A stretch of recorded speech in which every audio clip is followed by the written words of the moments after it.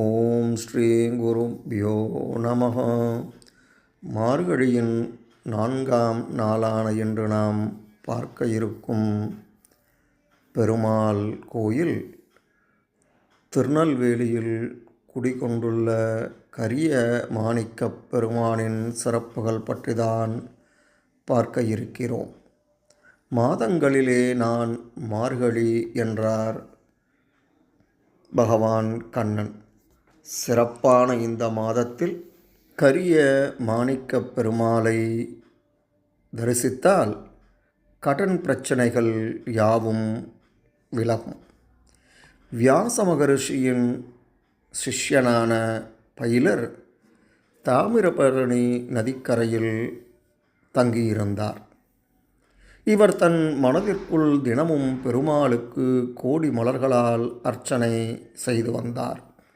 ஒருமுறை பயில ரிஷிக்கு நீலத் திருமேனியாக பெருமாள் இங்கு காட்சி தந்தருளினார்.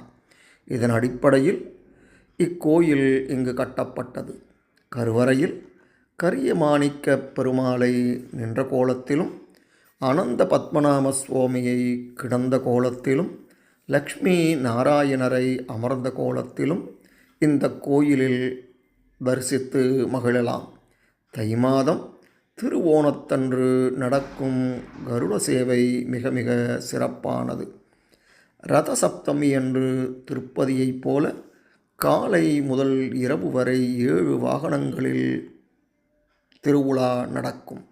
கிருஷ்ண ஜெயந்தி, புரட்டாசி சனிக்கிழமை கருட சேவை, வைகுண்ட ஏகாதசி, பங்குனி பிரம்மோற்சவம் முக்கியமானவை.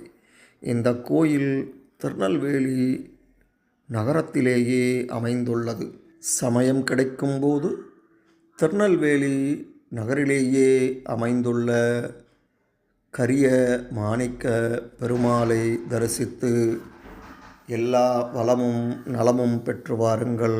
அடுத்த பதிவிலே இன்னொரு திருத்தலத்துடன் உங்களை சந்திக்கிறேன். நன்றி, வணக்கம்.